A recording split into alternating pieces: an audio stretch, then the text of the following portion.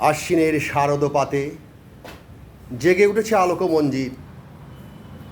ধরণীর বহিরাকাশে অন্তরিত মেঘমালা, প্রকৃতির অন্তর আকাশে আলোড়িত জগৎমাতার আগমনী বার্তা।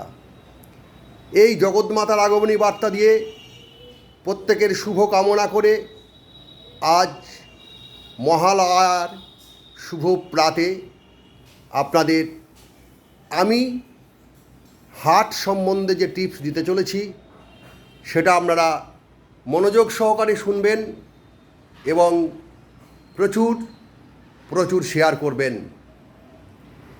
যারা হার্টের রোগে ভুগছেন, এনজিওগ্রাফি বা বাইপাস করানোর প্রয়োজন হয়ে উঠেছে কিন্তু আপনারা করাতে পারছেন না, আপনাদের এনজিওগ্রাফি করতে হবে না, বাইপাস সার্জারি করতে হবে না, তাহলে কি করতে হবে?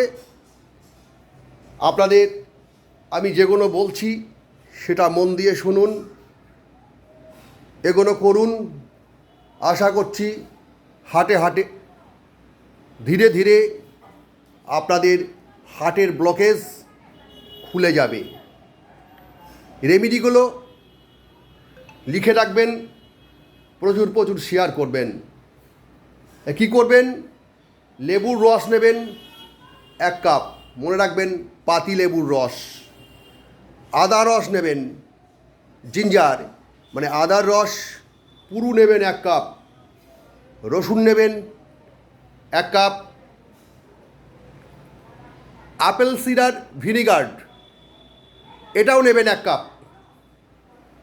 এগুলো সব সাথে একসঙ্গে করে আপনারা হালকা মিঠা জালে এটাকে জাল দেবেন।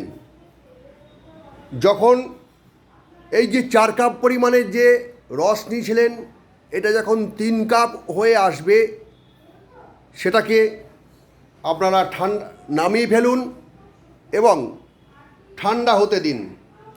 ঠান্ডা হওয়ার পর তার সাথে 3 কাপ মতন মধু মিশিয়ে একটা কাঁচের বোতলের মধ্যে ভরে রাখুন এবং ফ্রিজে রেখে দিন।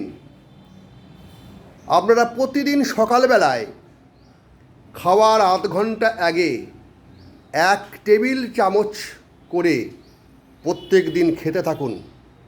আমি এই মহালয়ার দিন আমি আপনাদের বলছি, আপনাদের হার্টের ব্লকেজ মুক্তি পাবেনই তো, এছাড়া আপনাদের লিভার সুস্থ থাকবে, পায়খানা স্মুথভাবে হবে, অন্যান্য শারীরিক স্ট্রেংথ বুঝতে পারবেন। তবে হার্ট ব্লকেজের ক্ষেত্রে এই ওষুধটি, এই রেমেডিটি একবার করে দেখুন, আপনি রেজাল্ট পাবেন। বিশদ জানতে আমাকে ফোন করবেন 9434193934। বিশেষ করে যারা 45 থেকে 60-এর মধ্যে আছেন তারা এই রেমেডিটা এখন করতে আরম্ভ করুন, যাতে আপনাদের হার্টের ব্লকেজ না আসে। এই রেমেডিটা আপনারা আরম্ভ করলে আপনাদের হার্টের ব্লকেজ তো আসবেই না, নতুন করে হার্টে আর্টারি গজাতে শুরু করবে। আপনারা নির্দ্বিধায় সুস্থ সবল এবং সুদীর্ঘ আয়ু পাবেন। আমার এই কথাটা মনে রাখবেন। আর আমার বিনীত রিকোয়েস্ট, প্রচুর প্রচুর শেয়ার করবেন, আমার চ্যানেলটিকে, আমার ফেসবুক পেজটিকে সাবস্ক্রাইব করবেন। নমস্কার।